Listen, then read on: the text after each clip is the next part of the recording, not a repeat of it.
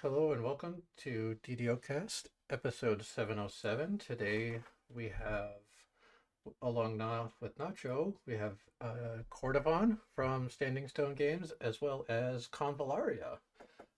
So if the two of you could introduce yourselves briefly, that would be awesome, and we'll start talking about DDO.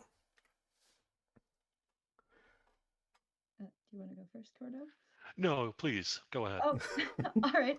Hi there. I'm Convallaria. I am one of the new members of the content creation team for DDO. I have been working with SSG for about 2 years now. I have done a couple of the side quests in the Moorgrave expansion, as well as I did Pilgrim's Peril from the Mind Flayer event. Um, and recently, I did This Old Haunt from the or sorry, that's what we called it in development from the Slice of Life pack. My name is Cordovon. My name is Jerry Snook. I'm the community manager for Standing Stone Games. I've been doing this for a while, and I actually started DDOcast way back in 2007. So, Yeah, I was going to sarcastically ask if you had ever been on DDOcast before. a couple of times. At this point, though, it's funny is it's super ancient history because you're recording 707, and I stopped at 192. So the number of shows that didn't have me in it, so many more than the ones that did at this point. Well, so kind of what Nacho and I had talked about talking with Cordovon and Convallaria is we'd like to get a little bit of some history on DDOcast and where it is now and what your thoughts on it are now that it's at episode 707. And then for Convallaria, kind of what we want to talk about is how your process for going through it and working on quests, content. I know you are the purveyor of puzzles. I remember that from not only your forum name, but from talking with you at the meetup at PAX East. And puzzles are my favorite, so we'll get into that in a few minutes. But first, Cordovon, it's we are on episode 707 for DDOcast. What does when you started it, there was no way you could have imagined that it'd still be going, right? So how does that make you feel? It's amazing. I it's one of the few times in my life, not live. So far, I've only had one. That I had an idea in my head, and I was like, no, to do this, like for realsies, do this. And I had a feeling because back in 2007, podcasting was really taking off, and everyone had iPods and was listening to, their own community radio essentially that they curated themselves, and was a different world from the old traditional radio thing. And I saw that, and I saw like the big podcasts for World of Warcraft, EverQuest, and a few others, but DDO didn't have one at the time. And so I was like, well, heck, I'm an old radio dude. Why don't I do it? And as soon as I had that feeling, I was just in my kitchen. As soon as I said it, I was like, God, you know, for realsies, like actually go through the work to do this. And I'm really glad I did, because it did. It struck at the right time for the right game, for the right community, and was a really fun time for many, many years. Eventually, I got hired by then Turbine, WB Games, and had to give up DDOcast. And we've seen a succession of people take over the show and just kind of keep it going over all these years, bringing their own knowledge and information, often better than mine, obviously, build skills and what have you to the show. So it's been wonderful to see it keep going. I didn't know that it was going to continue when I was done. I hoped like Siegfried at the time, who was hosting the show, would be able to keep it working, but I didn't know that it was going to, or maybe something else would come along that supersedes it. And we've seen a lot of live streams of that crop up in the years since that now compete with DDOcast. So it's not really just you anymore, which was kind of what it was back in the day pre-live streaming. It was like this is where you would go for that kind of content, that and YouTube, right? And so it's been really lovely to just kind of see it keep going and still thrive and still kind of do its thing. So it's an amazing. It's been an amazing trip to just kind of see it get another life yet again here, thanks to you, Kaleva, Oh, yeah. and Nachowench. Well, Hey, I just got here. This is my second episode. we appreciate you starting it and having that idea, and sometimes I'm afraid you're muted, Kaleva. Oh, I'm sorry. I appreciate you starting it, and sometimes you have that idea, and you're like, I'm just gonna take this and see where it goes, but to be a part of it, to be the current host, and having taken it over from Patrick, and I found it when Sig and Ann were running it, so it's a storied history, and I hope that I'm doing the show right, and now with Nacho helping me out, keeping me on track. So It's cool to see two hosts. It really is. It's a yeah, lot easier, I think. Well, not easy. It's not easy. That's the thing. no, It maybe looks easy, but it's actually a lot of work. So yeah. So we did find this really old picture of Cordovon here. Is it not coming up? It did there for a minute earlier. Yeah, we found that on your WordPress. I had to reorder the first things. time that you had visited Turbine.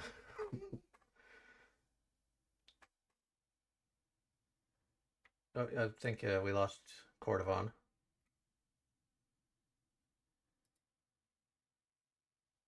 For the audio. okay, sorry about that. Where should I be looking? I'm not seeing the image. Oh, it's on the DDO. Oh yeah, it's on the stream. It's a picture of you with standing next to the Turbine Entertainment sign. Okay, let me call it up.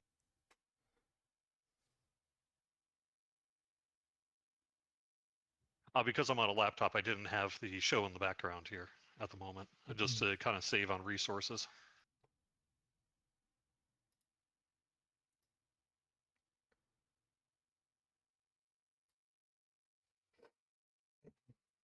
Of course, now I've got an ad to sit through on Discord.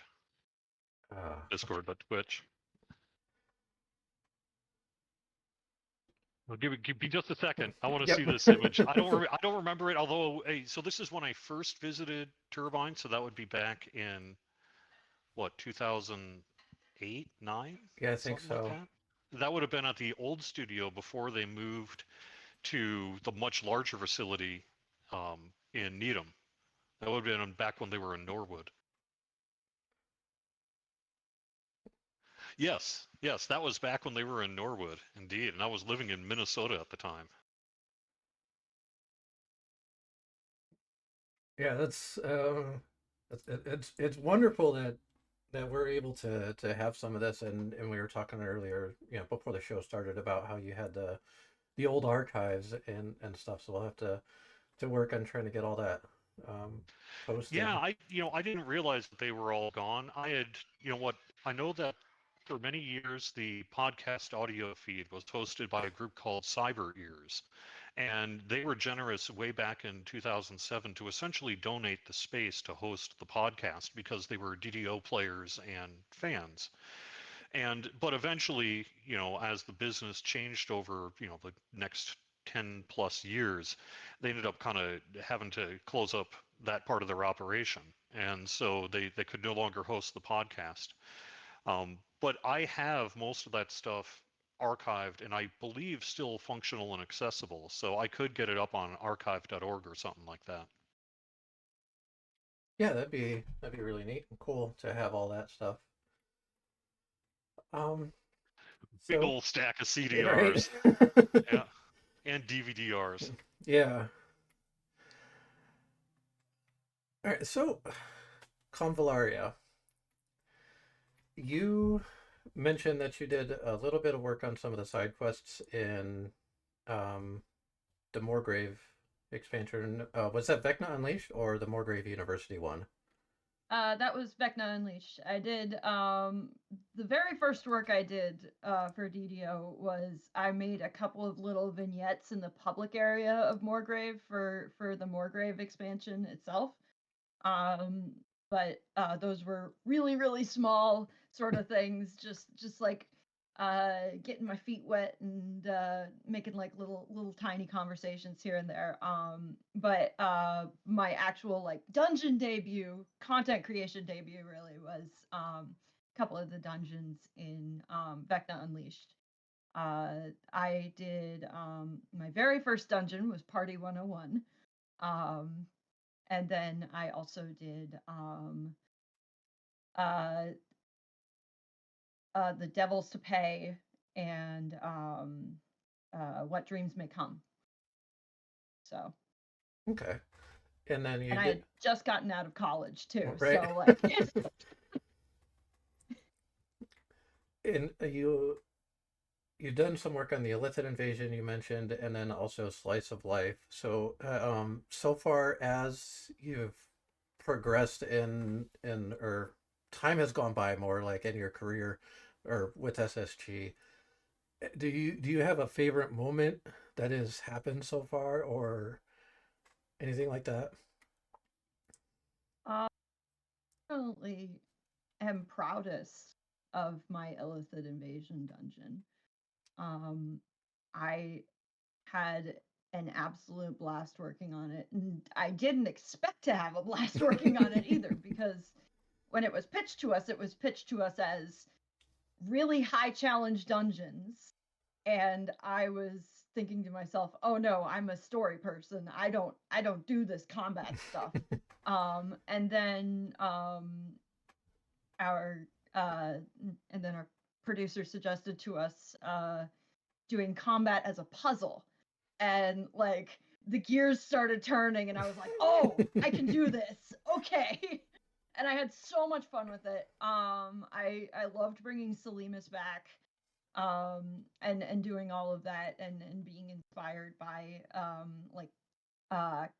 Catholic churches and all of that for the decoration. I can't take full credit for the decoration in that dungeon. That was mostly Flimsy Fireward, who did an amazing job with all of that. But I gave him an idea. I was like, okay, so here's sort of like the idea of what like I want, and he was like, okay, cool, say no more, and just like did it all. I was like, oh my gosh, that's amazing. So I've had some fun getting to do a couple of different things with there have been a couple of times where like I've been like, can I do this? Am I allowed? And like the whole content team's like, yeah, go for it. So like the most recent example is in the anniversary dungeon, putting in those puzzles. I was like, so my dev avatar, it's my dev, right? It's me. Can I do just some little ciphers and things just for fun? And they were like, yeah, sure, as long as it's not like spoiling anything or anything like that. I'm like, oh no, it's just gonna be like a fun little side thing to entertain people. So seems to have worked. Yeah, that's like was a lot of fun when I ran the anniversary event.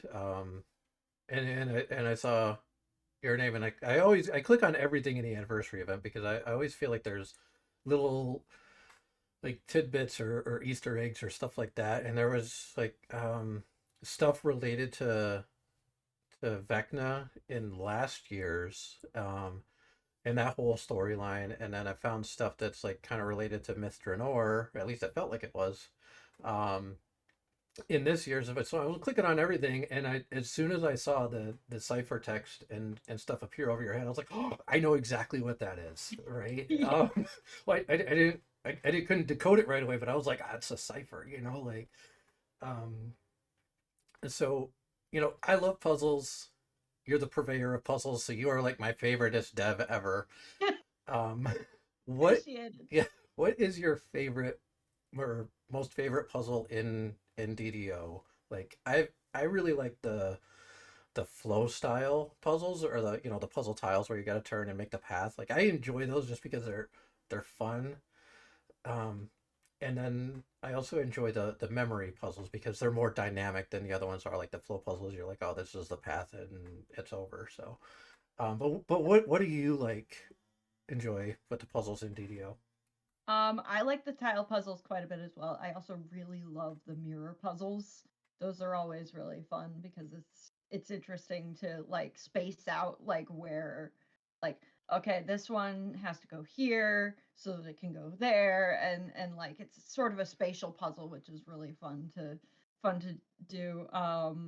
I did the gatekeepers area fairly recently and the like height puzzle of like having to get all of the switches to the same height as every other one.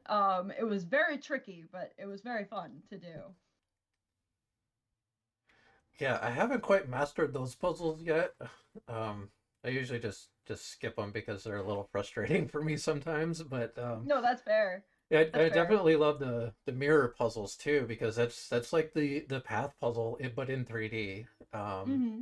And then it feels like the height puzzles are the lights out puzzle in 3D, which the lights out is fun, and that was one of my favorite things about running the Shroud, super old content, right?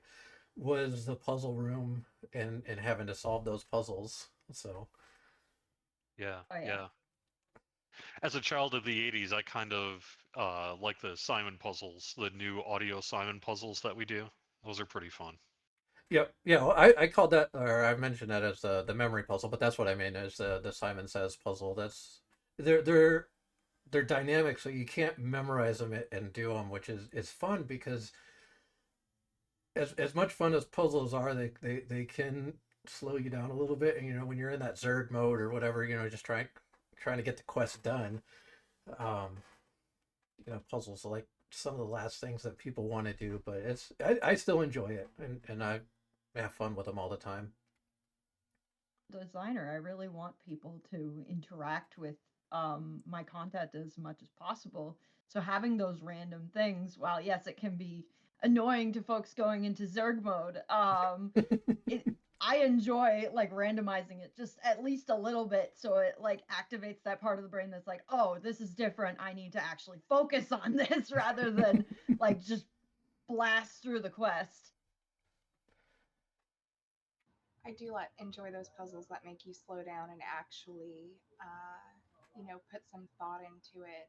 But one question for you: where would a player new to advanced puzzle solving start to learn about the ciphers, codes, and just in general to understand how to solve your ciphers? Um,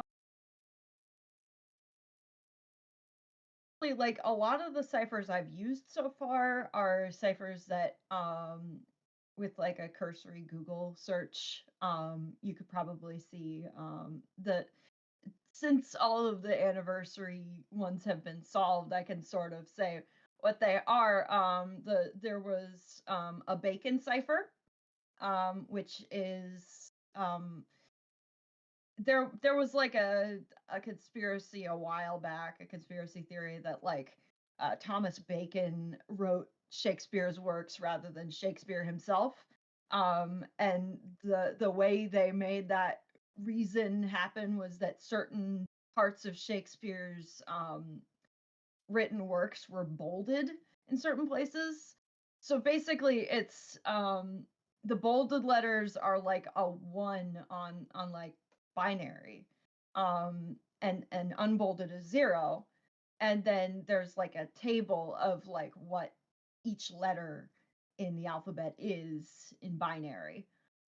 And so you convert it to binary, and then you use that table to figure out what it is.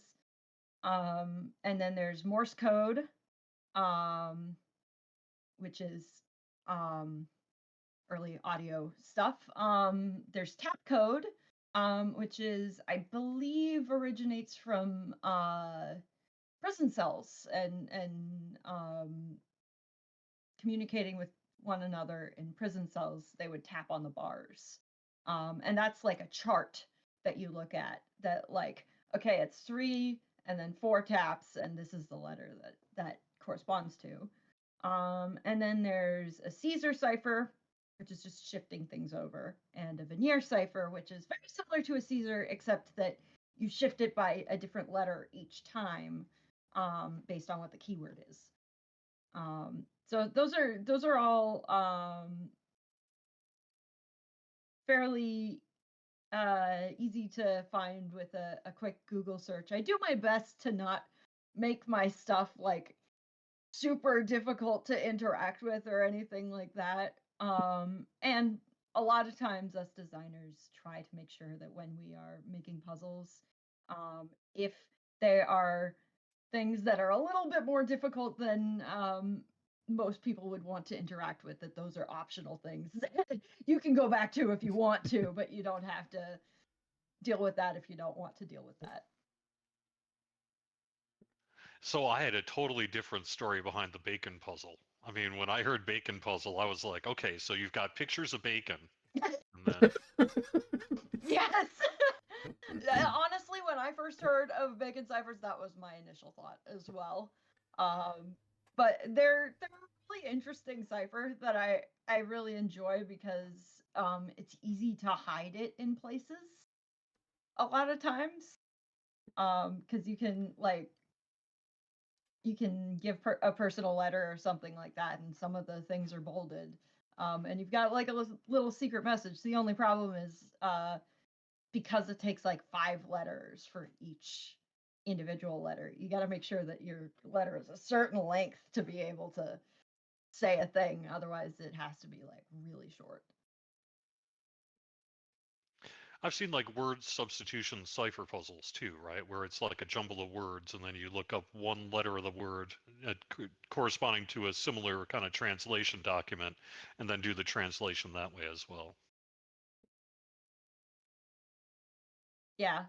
Substitution ciphers are also really interesting. Those are just like 1-to-1. Like one letter just means another letter.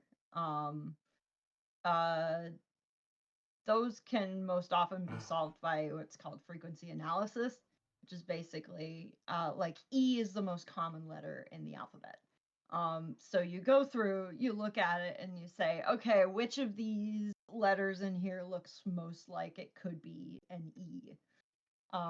And then from there, you start like figuring out, okay, I can put an S there because there's 2 letters next to each other. And so that's probably either an S or an L. And then you go from there. A lot of times it takes a little bit of trial and error, but those are really fun, and I enjoy doing those because it takes a little bit of thinking to do, and gives me something to focus on for like an hour or so. Yeah, with those ciphers, they're a lot of fun. And I mentioned this when we were at PAX. My son did a Science Olympiad last year, and I was the coach for one of his teams. And Code Busters was one that he did, and it was all about ciphers. So I had to learn all these ciphers, and they're a lot of fun. And it's like that frequency analysis tactic. That was what I used to kind of guide my son and the other kid who, he was a 4th grader and a 5th grader at the time, so elementary levels.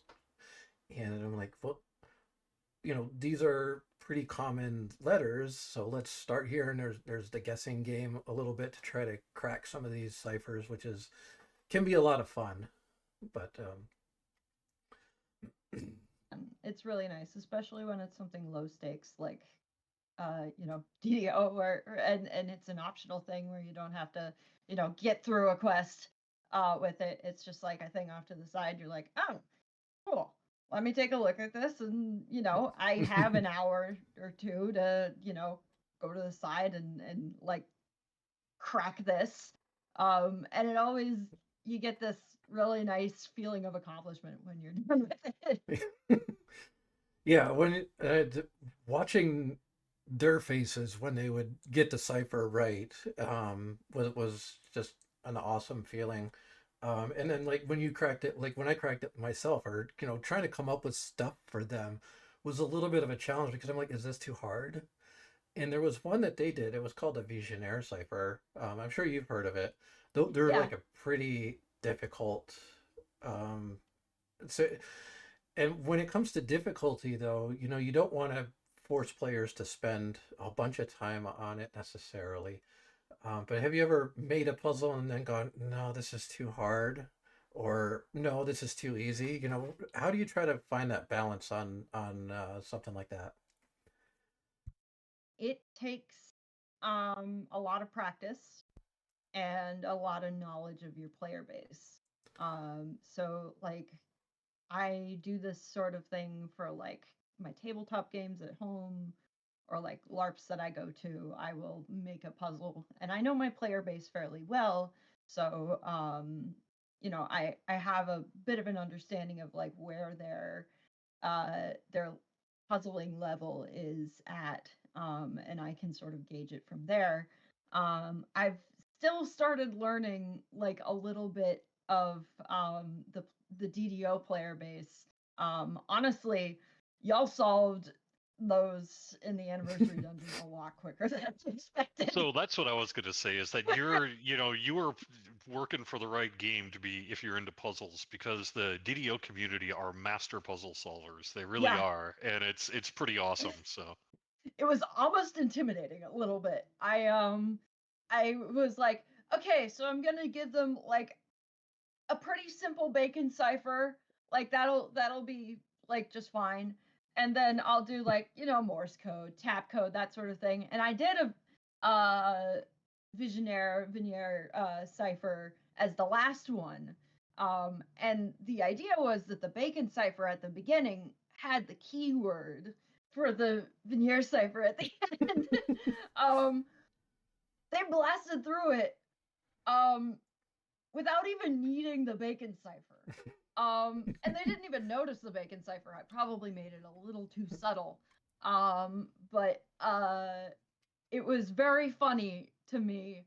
Like thinking to myself, "Oh, I'm really excited to see, if they notice these and like if they're gonna, work through it for a little bit and that'll be fun." And I look at Arcanaverse's Discord and like I think it was like 5 minutes later, they had all four solved, and I was like, "Oh, okay. I think I need a stronger keyword next time." Yeah, I know. Arcanaverse was with the Vecna pack or the Isle of Dread and the Skeletons in the Closet raid. Like he was gathering up all this stuff. Like he loves puzzles too, and all that stuff. So and one of the things that like I didn't have a whole lot of time to play at the time, but like following along with the game, I've always done that. And just seeing all these little information tidbits come out and like the steps that people go through to solve it, and then I'm thinking about how they worked through the player base worked through the steps dialogue and eventually found those goggles and all that stuff. So I very confident in saying that the player base loves puzzles to a point. Like it seems to be a little bit more prevalent in some of the packs and quests, which is nice. But it's not overbearing at the same time. So that's that appreciative. they Yeah, rarely stop progress for these kind of things. It's usually, as Convallaria mentioned, it's an optional. It's an extra. It's something you can pursue if you want to, but we don't really use it generally as a completion condition.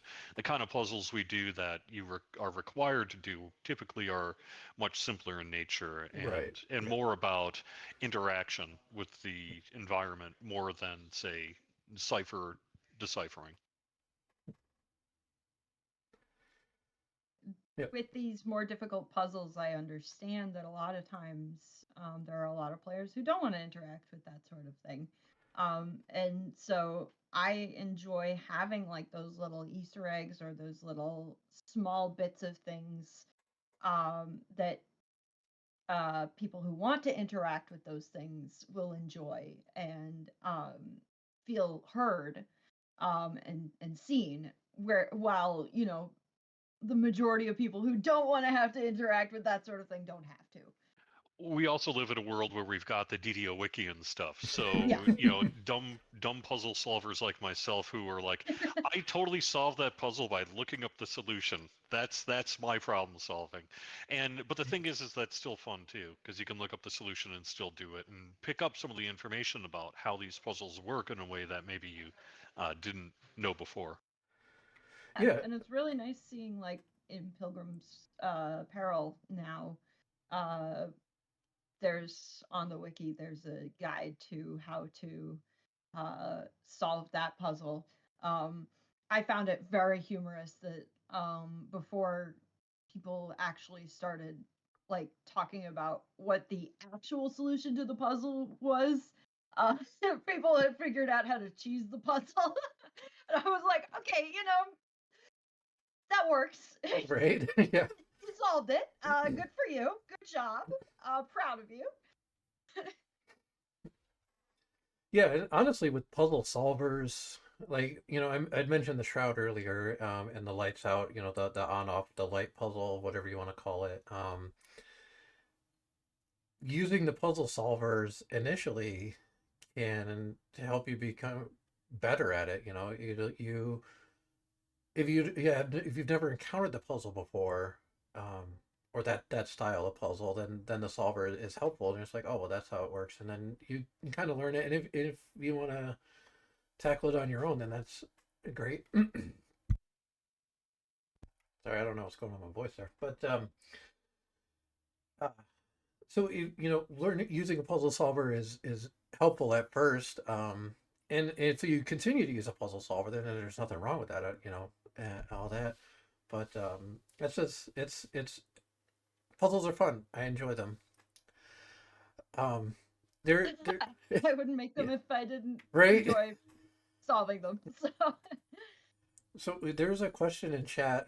I don't know if you've seen it from Jabberwocky that he's asked if there are any plans or thoughts for an old 80s style concentration game, meaning if not done in the amount of time, the board pops up and you start over, like the one with the shapes and stuff like that. I believe that's what he's referring to. That would be so fun to see in DDO or just in a game in general. Like, It was such an 80s board, well, actually 70s, actually really 60s, late 60s. The first concentration came out in Minnesota.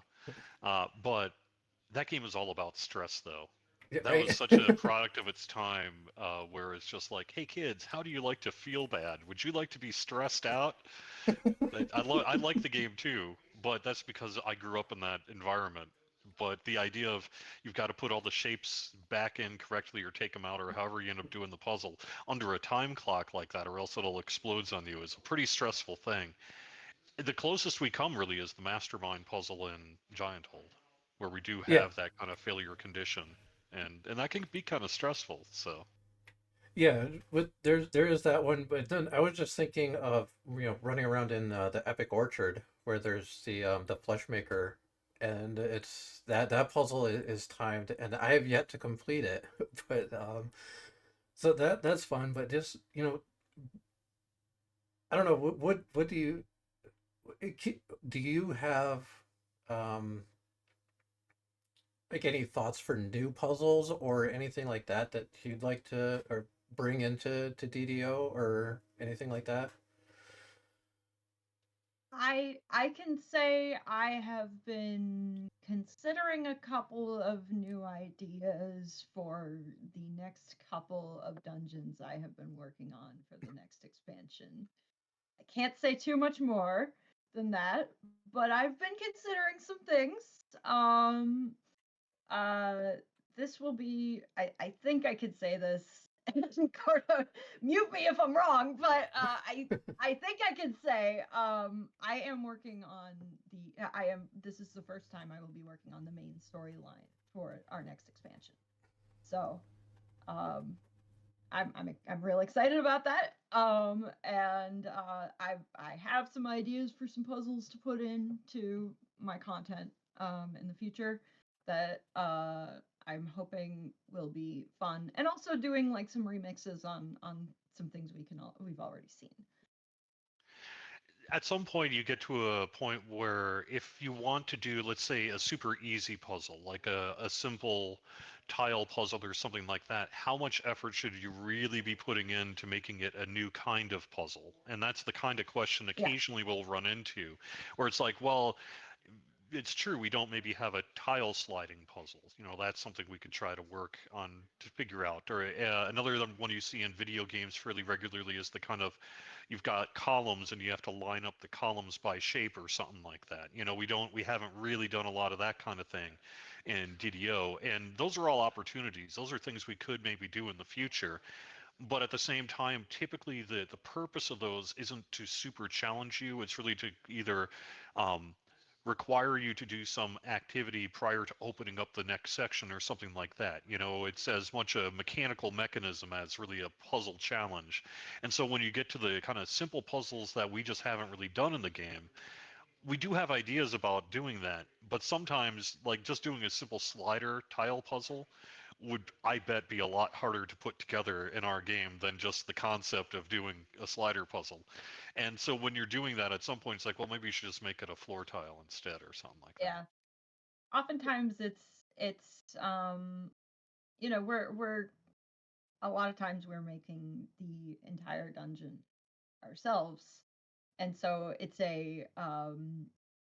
more a, do I have the time to put something extra in? And if I do have the time, then absolutely I will go ham on it. But if I don't have the time, then I might put like a nice little tile puzzle in, because that's already coded, that's already good to go. I could just stick the pieces in and it works. Yay. We move on. Yep. Yeah, I get that, and um, so like in the professional world, I do mechanical design, and we kind of have some of the same problems. Like, I would really love to try incorporating this, but ultimately at the end of the day, my stuff goes into some manufacturing facility, and if the line's not running, then I'm in trouble, right? So it's like, I really want to do this, but I can't, and it frustrates me. So it's not quite the same, but kind of feel that Oh, design pain. We do tend to bring in new, simpler puzzle designs, though, generally every couple of years or so. You know, the audio kind of Simon puzzle is a relatively new thing for us. It's been, I guess, a couple of years now since we brought that out, but it's something we brought out as another option for when doing dungeon development.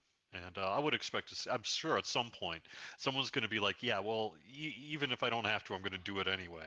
And we're going to have another option available, because that's just sort of how it works sometimes. yeah, like even I just implemented somewhat of a newer concept, as far as I'm aware, of like the hide and seek with the ghost in Slice of Life. Um, that took quite a bit of effort to figure out all the bumps with that, but I thought it worked out fairly well in the end. Were a couple of issues when it first released, but we're good now. And so, Yeah. I did enjoy that hide and seek. Bringing up Slice of Life, I know that's something that we wanted to touch on.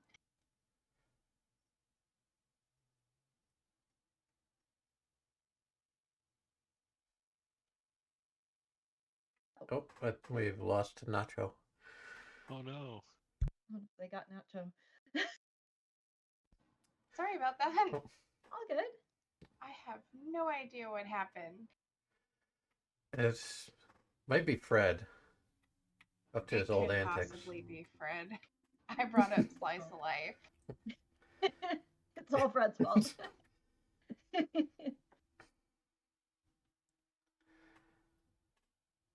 So the idea of a cooking show dungeon goes back years, several years at least.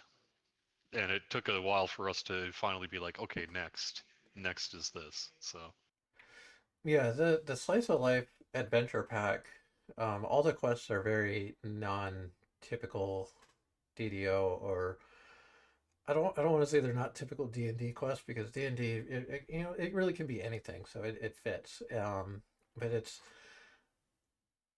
looking at some of the feedback that I've read on the forums, and listening to some people, they're like, yay, this is cool, but I'm gonna go overrun all the stuff that I really know, the more traditional stuff like that. So, and I know you've had a hand in it, and as far as like kind of breaking away from the regular DDO quest, stuff like that, how does that compare? Would you like to do more slice of life style packs, or not, maybe not just full quests, but just try to like work in some of those little Easter eggs, because there are some, pop culture references in some of the other quests and stuff like that too. So I think every once in a while it's nice to do like a lighter thing here and there. We just got finished with like this big epic storyline with Vecna and all of this oh gosh, she's gonna take over all of Eberron and the world is doomed, oh no. So it's nice every once in a while to take a step back from all of that now that, the world is saved and everything is good. Uh you can take a moment and be like, oh hey, Fred wants to know how to go on a date. Let me try this out. Let me deal with the common problems of the world for a little bit. Ground myself back into this world. Um and sort of see the little bits and pieces of what is going on in the world while I'm off saving the world a bajillion times. Um, my design philosophy a lot of the time tends to be a combination of levity and gravity. I like having those serious moments. I like having moments where, you know, you're having to deal with world-ending stakes. You're having to deal with, uh, tragic backstories and horrible things happening and all of that. And then there's a joke, and it makes both the levity and the gravity sort of mean more at the same time, sort of having that yeah, yeah, juxtaposition between the two. I did enjoy having a break from the main storyline just to play some fun quests that really didn't have much to do with, what was going on, but still had their own little story within them. I think the trick to developing that way is balance, right? You want to not go too heavy on the only serious, because then the times where you occasionally pull out the maybe a little weird or silly really feels out there. But we also don't want to do it so much that you become kind of a Monty Python style tabletop campaign or something like that, right? So it's just a matter of sprinkling it in when it feels right, and hopefully, at least with us, update 67 here, it felt right to do it for this. So And being yeah, fully transparent that, like, we were rather transparent of like, okay, we just finished this world-ending stakes storyline. Let's take a break for a little bit, and we're gonna do this silly little thing, and then we'll be back to serious world-ending stuff in a moment. We'll be back yeah, to your regularly scheduled Doom very soon. yep, for sure. And it's nice that we have that available to us as players, I think. And you're right. There was the whole Vecna storyline, that world ending thing that went on for quite a while. And it, one of the bigger story arcs in DDO, and then to be able to goof off for a minute and be like, all right, and now that we've done it, we're going to be kind of focusing on what's coming next with Mr. Nor and stuff like that. But There's also a long history of that in Dungeons and Dragons Online. I mean, if you really go all the way back to when the game launched, you had,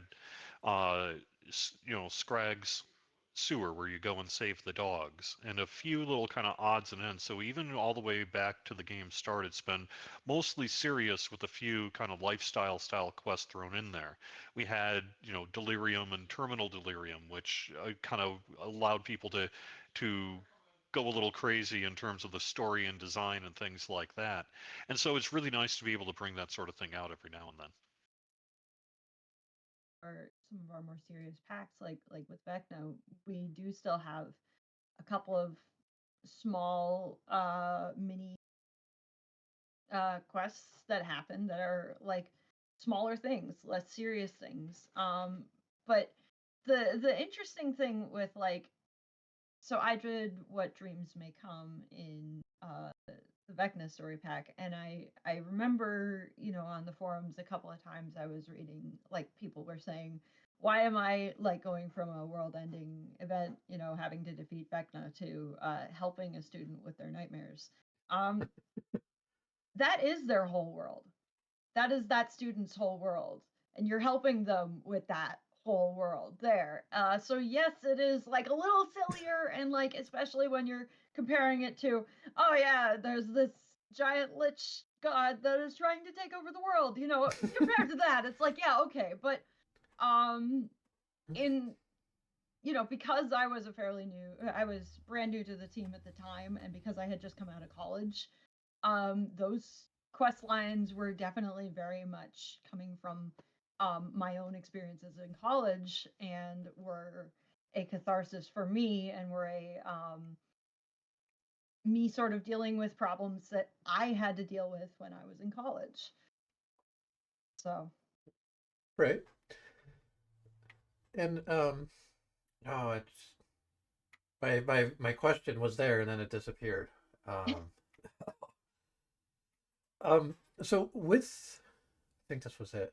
With you've been with SSG for 2 years now. So what was it like coming into the team, and people like Cordovon who've been there for a long time, all this history of the game, and you have your ideas and there are the established ideas. I'm sure it's a welcoming environment and all that stuff, but just like you personally, does you ever feel like, I don't want to say this because people are going to look at me like I've got a third eye or something like that, or is that just like me in a new environment when I'm working with a new customer and they're like, I really want you to do this, but it's like it goes a little too bit against the established norm, if you will, yeah. Well, my situation especially was rather interesting because I grew up playing Lord of the Rings online. And I hate saying that because it makes all of my coworkers feel extremely old when I say it, because they're like, wait, you were 9 in 2007? I'm sorry, what? But I grew up playing Lord of the Rings online. And so I went into game design, and then when I was hired, like just before I was hired, like one of my professors worked on Lord of the Rings Online. And I remember, like, going into his classroom and thinking to myself, don't geek out, don't geek out, don't geek out, don't don't do this, don't make him feel weird. Um, but I was so excited to find out that SSG was in Massachusetts at all. And then being hired by the company, honestly, it was a dream come true for me, because I was like, oh my goodness, I get to work on this thing that I grew up playing. Obviously I'm working on DDO and not Lotro, and I kind of like having that balance, between that sort of work-life balance of like being separated between the two of them. But it was really, really amazing. And at the same time, it's been really interesting because I have newer ideas from having come from, you know, more recently being taught these game design ideas. and having been immersed in more interactive media and that sort of thing, and ARGs, and then also having folks who are who have done DDO for a very long time and who can, rein me in every once in a while, or who can even like be like, okay, so this new idea you got, let's like figure out how we can like meld it into what we're trying to do here. And it's very nice as well with like a lot of my dungeons I have a lot of creative freedom with. So I get to do a lot of the stuff I want to do. And then, I'll check with Knockback when I need to when I need to know any like specific lore things. With Mr. Noor, it's a little bit easier because I know a lot more about Forgotten Realms than I do Eberron. But it's been really interesting and really cool. It's been a really fun experience so far of just like I do feel bad making my coworkers feel old. Feel really bad about it. I'm like, I'm so sorry. um, It's cool. It's cool. Yeah, I it's promise fun. it's not on purpose. But it's having You can say that you're giving them hope for the future generations too, you know. I'm sure that on the other end of that, someone so young coming in and having such a passion like that is also probably really nice. I hope I was so. just going to add that because I bet there's someone hearing this who's like, well, who was the dev who was Convallaria's professor? That's Dr. Octothorpe, who also worked on Dungeons and Dragons Online for quite a few years. So Yep. Real cool guy. All right, well, we have 2 minutes left. Is there anything else? Maybe, Cordo, you could drop us something juicy that might be coming very soon? no, unfortunately, I don't think I've got anything too juicy that I can pass along. We are hard at work on the Myth Draenor expansion, and the process is getting to the point that we'll have more information not too soon, but not too far away either in terms of, say, the pre-purchases, the content, and more information about, well, what's it actually going to be. So we're getting toward there. We're not there yet. It's going to be a little bit yet, but we're already midway through April here, and so it's coming sooner rather than later. Not to stress you out there, Convallaria. I'm just saying we've got how much time yet? No, it's just yeah. Don't worry about it. Yeah, we're hard at work getting that content ready, and very excited for what's to come with all of that. Yes, we do get our next Year of the Dragon next week, don't That's we? true. Yep. And then next month starts the new VIP loyalty, correct? Yep, that starts on May 1st. My suggestion, if you want to get in right away on May 1st, is to make sure you're subscribed as a VIP. And if you want to follow along on the progression of the reward track, just make sure you're VIP by the end of May. And you'll be cooking along with everyone else at the latest, if that's of relevance to you. So It is. I am very excited about the loyalty program. I know there's been a lot of not so great feedback from a lot of people, but it's all stuff that we haven't been getting before, and we didn't lose anything that we were getting previous. So I'm very excited about it. And I agree with what Taco said. But I would like to. I would like to thank both of you for coming on. A big thank you for all the puzzles, and keep them coming, please, Convallaria. It is my pleasure. And Cordovan, thank you for doing what you do for the game, and for what you've done, for what that brilliant idea that you had way back, to start DDOcast and so. Well, yeah, if you're out there and you come up with a great idea and you look around and you're not seeing anyone else do it, pay attention to that idea and think more about it, because it's generally a good idea. Well, I suppose unless the idea is like trying to fly with a bunch of ducks just by, grabbing onto them as they're jumping off a cliff or something, but don't do that. Oh, my duck would totally fall right to the bottom of that cliff. Rather quickly at that. So, do you have anything else you want to add, Nacho, or? No, thank you guys so much. It was so exciting and very exciting to talk to you again, Convallaria. I know we spoke at the meetup, and I'm just really excited to see what you do in the next expansion that's coming. I'm really excited to show it to you all, and it has been an absolute pleasure getting to chat with y'all. So thank you for having me.